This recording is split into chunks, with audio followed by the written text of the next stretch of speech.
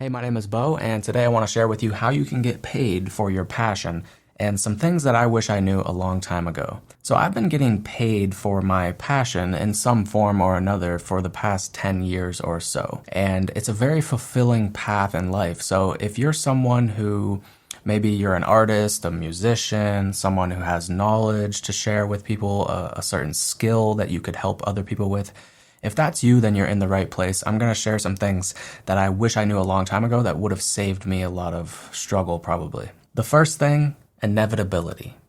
I believe that to be successful on this path, to be an entrepreneur, to be a leader, to be someone who is sharing their creations with the world and making a good living from it, I believe you have to go into this with the attitude of your success is inevitable. Meaning it's not a matter of if you will be successful on this path, but it's only a matter of when. And I believe that attitude is the thing that has pushed me through my hard times, because this journey for me has been a lot of ups and downs, a lot of struggles, a lot of highs and lows.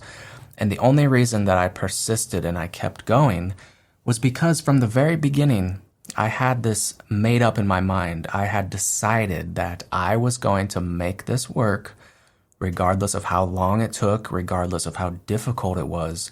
I was going to figure it out at some point in time, and I didn't care if it took me a year, if it took me 10 years, if it took me my whole life. I was still going to figure it out at some point. I always knew that. And I think you have to have that attitude if you want to be successful in anything in life. You have to see that your success is inevitable. It's not a matter of if, it's only a matter of when. Number 2, shoes. Meaning you have to be able to put yourself in other people's shoes if you want to be successful on this journey. Because the truth is, no one really cares that much about you. People don't care about what you love. They don't care about what you're passionate about. They don't care about that. People care about themselves. And so you have to be able to put yourself in people's shoes and understand what they desire, what they want, what they need, what they're struggling with, what they're going through.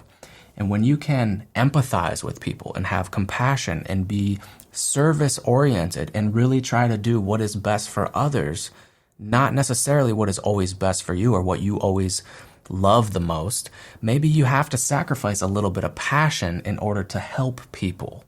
And you'll find that there's more enjoyment anyway when you sacrifice that for the sake of others. I think that is where the true passion starts to come in, and the true love for what you do is when you see the impact that you can have on other people's lives. Number 3, capture. You have to be able to capture people's minds and their hearts, meaning you have to be able to get the attention of people who might want what you have to offer. And you also have to connect with them on some level and build a relationship, even if that's virtually, in order to get them to want to pay you for whatever you're doing and whatever you're offering. So first, get their attention, meaning you have to put yourself out there. If you're not publishing something, you're not putting something out there, whether that's your art or your music or your product or your videos or your podcast or whatever it is, you have to put something out there to get the attention. And you have to also know how to communicate effectively. And that's a topic for another day. But capturing people's attention, at least for a short amount of time, is not that difficult. But what is difficult is keeping their attention and making them want to continue learning from you and continue connecting with you.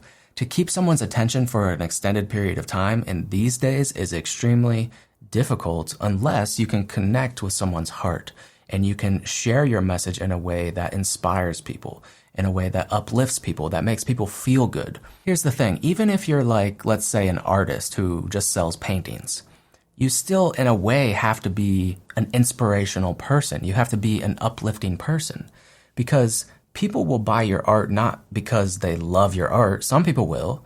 But people will buy your art because they connect with you as a person and they want to support you, the personality, the person that they have gotten to know.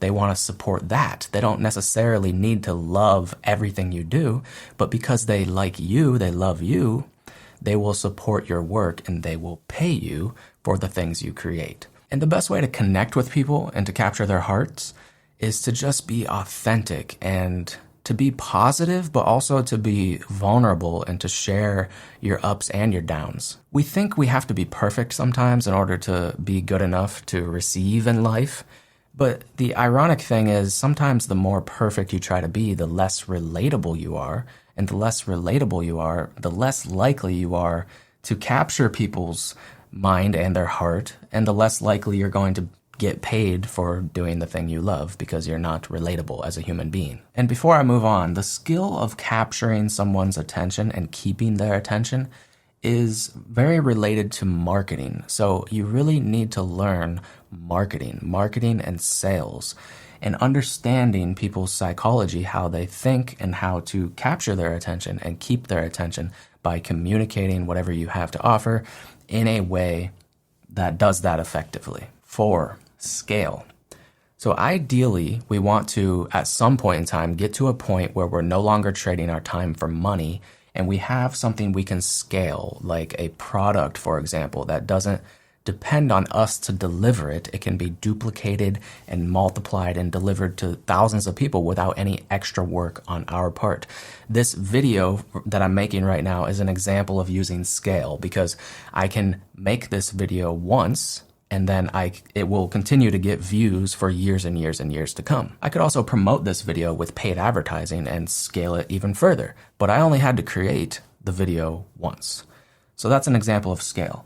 However, in the beginning, you should really focus on things that are not scalable. In the beginning, everyone wants passive income. They want to take the easy route. They want to do things that are scalable right away. They don't want to have one-on-one conversations with people. They don't want to do the hard work.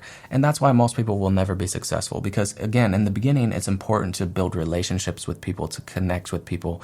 If you want people to trust you, to like you, and to eventually buy from you, they need to know, like, and trust you. So you need to do things in the beginning that are unscalable. Things like having actual one-to-one conversations with people, doing maybe one-to-one coaching if that's something you do, if you want to be a coach. You might want to start with something like one-to-one coaching. Eventually, you can get to a point where you can create a product that can scale to thousands of people. But in the beginning, you want to get to know who you're serving, get to know their desires, their pains, their struggles. And the more you can understand that in the beginning by doing the unscalable things, the more easily you'll be able to scale in the future and really generate that passive automatic income that everyone wants, right? Next is outcome. You have to realize that whenever you're selling anything, you're really selling an outcome.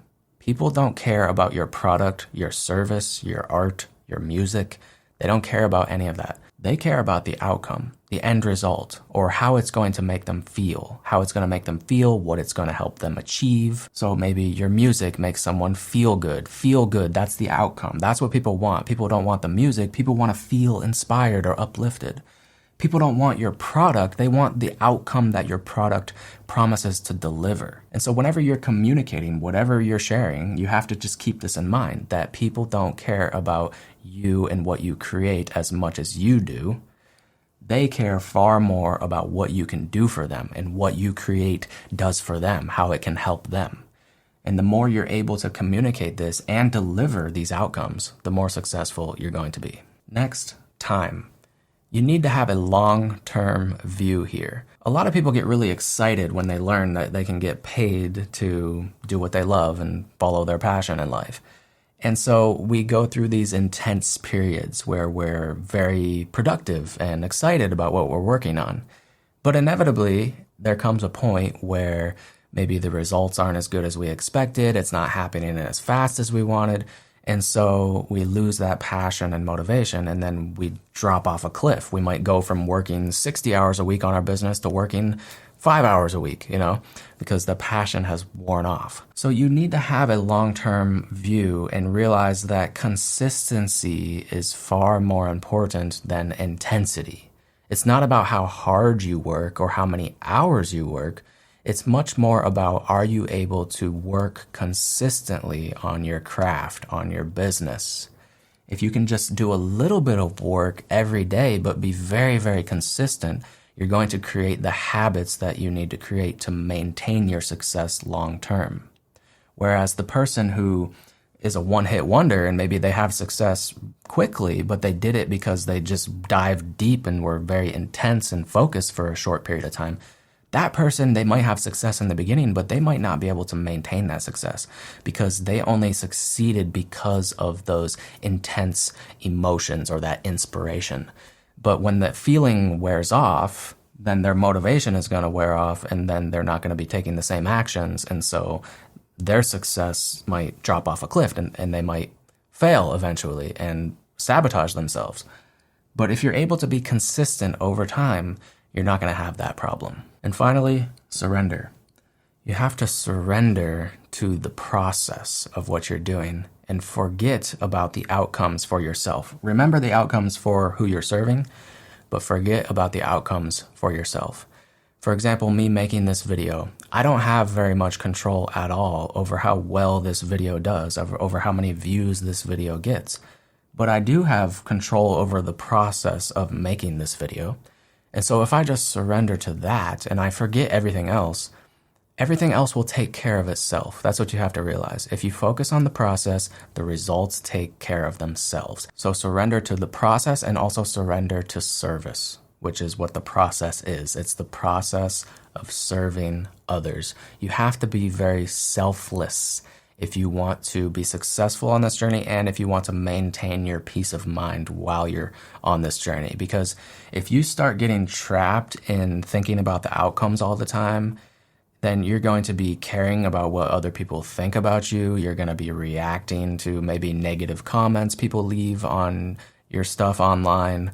You're going to be very reactive. You're going to be very affected by your failures or your shortcomings because you're so attached to the outcome and the end result. But if you just surrender to the process and you have faith that if you just stay committed to the process, that everything will work out eventually, that is all you need to be successful. Because the number one reason people aren't successful is because they're so attached to outcomes and because they're so results-oriented that they are pushed and pulled around by everything that happens around them. They're not in control of themselves because they haven't surrendered to the process of life. This is the key to not only success, but it's also the key to peace of mind.